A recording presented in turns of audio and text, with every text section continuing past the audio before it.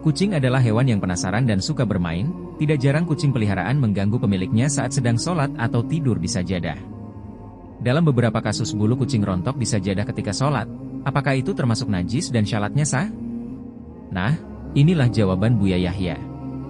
Terdapat beberapa pendapat tentang bulu kucing yang rontok dikatakan sebagai najis, dan tentu saja semua hal yang bersifat najis dapat membuat ibadahnya atau sholat tidak sah.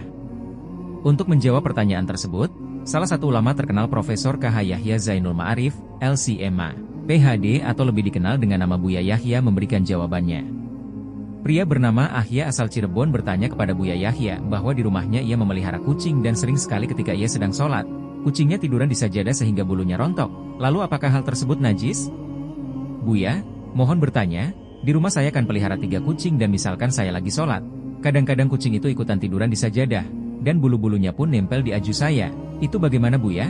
Setelahnya Buya Yahya menjelaskan tentang hukumnya bahwa terdapat 2 jenis binatang menurut Imam Syafi'i, yaitu binatang yang halal dimakan dan juga binatang yang tidak halal dimakan. Binatang yang halal dimakan boleh dicukur bulunya dan dimanfaatkan untuk kepentingan manusia. Bahkan dalam kondisi mati pun, bulunya diperbolehkan dimanfaatkan. Meskipun ada beberapa pendapat yang mengatakan bahwa bulu hewan yang telah meninggal adalah najis. Lalu, pendapat ulama berbeda pula dengan hewan yang diharamkan dimakan. Kalau binatang tidak boleh dimakan, sebagian bulunya adalah termasuk najis meskipun tidak banyak. Berbeda juga pendapatnya dengan binatang yang tidak boleh dimakan. Kebanyakan mengatakan bahwa binatang yang tidak halal dimakan mengatakan bulu-bulunya adalah termasuk yang tidak diperkenankan dan akan menjadi najis jika banyak, dijawab Buya. Ini juga termasuk dalam bulu kucing yang rontok sedikit, jikalau sedikit itu dimaafkan, seperti bulu kucing. Kecuali kalian sengaja mencukurnya dan mengantonginya itu beda, dilanjut Buya. Dalam kesimpulannya, maka ada bulu kucing rontok di sajadah ketika sholat maka tidak najis dan syaratnya tetap sah. Pendapat dari ulama lain, seperti yang dikutip dari laman NU Online juga mengatakan hal yang sama.